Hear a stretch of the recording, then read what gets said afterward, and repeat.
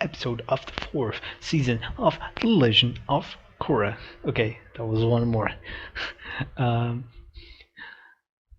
Last time we met Toph, she tried to help with the metal extraction, but Korra was fighting for it, probably because I agree with her, is trying to fight back the responsibility. It could be conscious or unconscious, but yeah, it is.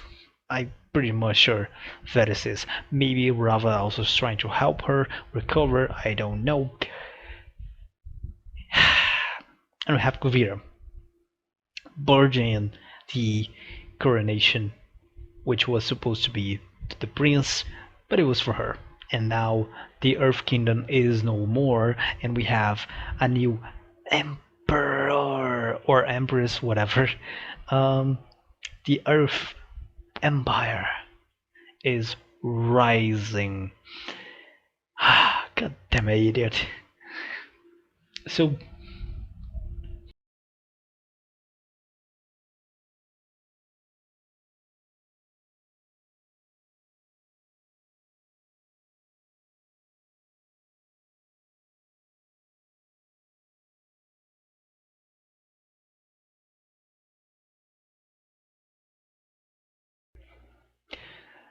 So that was episode 4 of The Legend of Korra. We had Toph a little more. This episode was kind of divided onto Toph and Korra, and the kids, Iki, Mello, and Janora. So, hmm, I love to see more of Iki. I think that she kind of got a little development in the beginning when she appeared, but at the time we did not know much about any of them. And later we got way more of Milo and then Jinora full on the second and then third seasons. So yeah, I like that we kind of see more of her in this episode. We have Jinora like on her meditating because that's what she can do better than the two, and like searching for Korra and now and the way that she can do better, but somehow something is stopping her to locate her. Milo is doing like whatever he wants to do, usually making the life of the other two girls way worse, or at least the mission way worse and harder.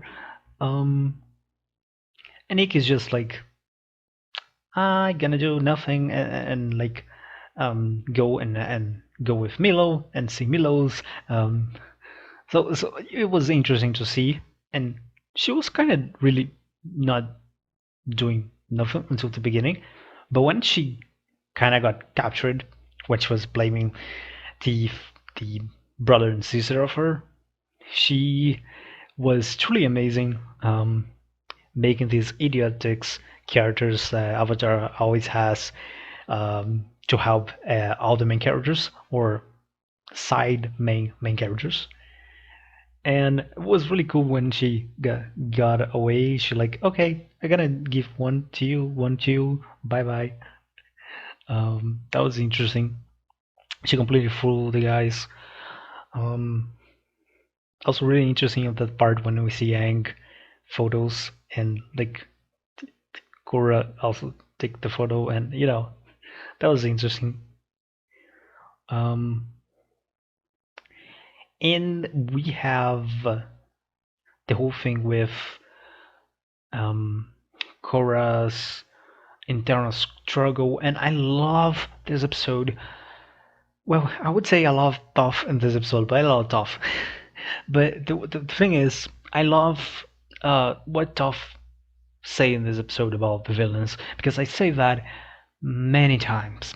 The villains of The Legend of Korra they have a purpose, right? You can argue that they are extremists, which I already say that, and you can argue that they do not think what they're gonna do after. But then again, this is a thing that most villains don't think. And in a way, if you think of comparing with the villains of The Last Airbender, all of them also did not think, with the exception of Ozai, but he wants to see the planet burn. So yeah, I don't think I like that. I don't think that's a good idea. Um, and Azula, that well, it's Azula. So you can really learn with that. Equality, it's a thing that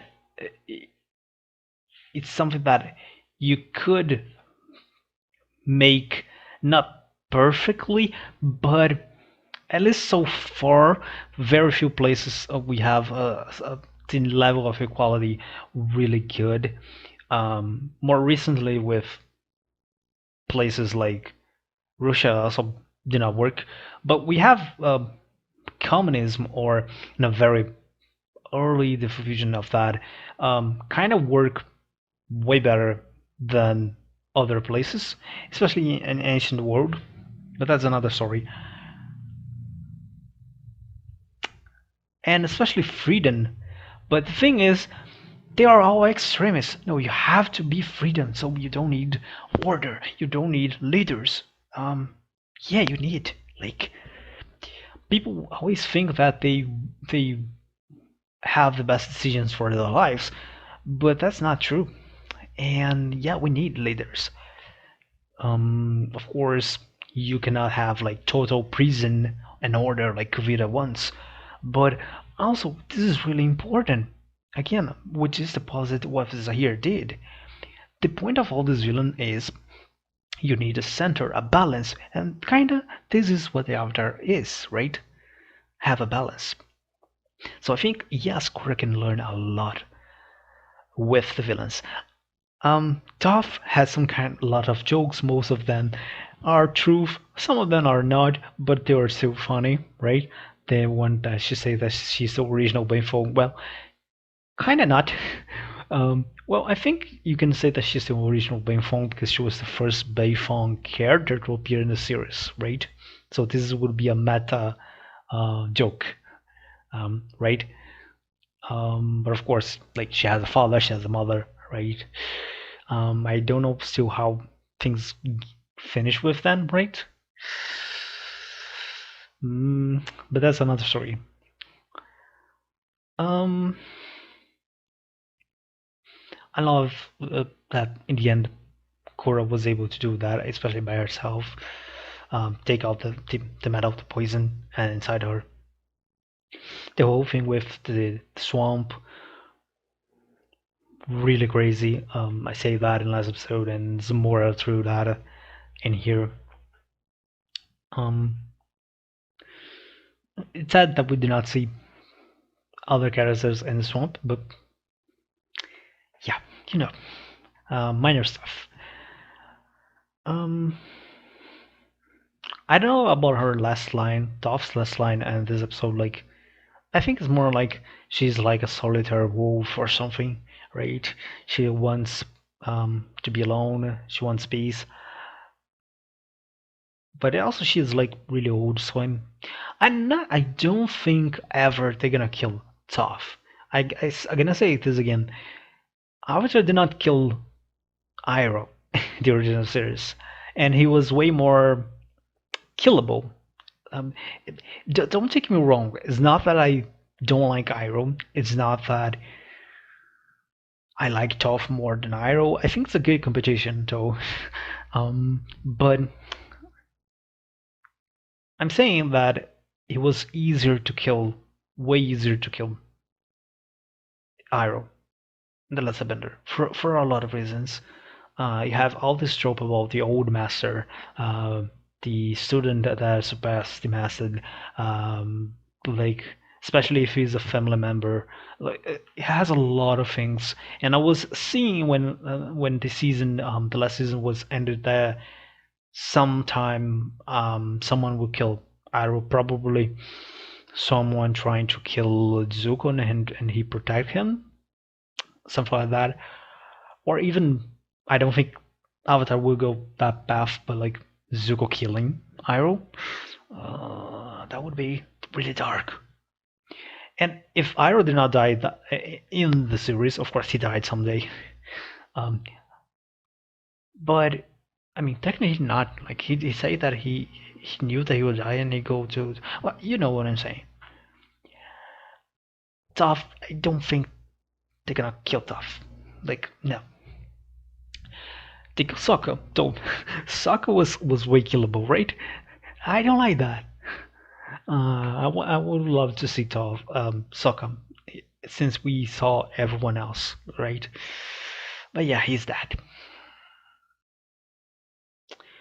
I have more things to say, but I still need to record some other episodes. So, you know, I see you guys in the next episode. And if I forget something, I tell you there. So don't forget to like, share, comment, subscribe, and I see you guys.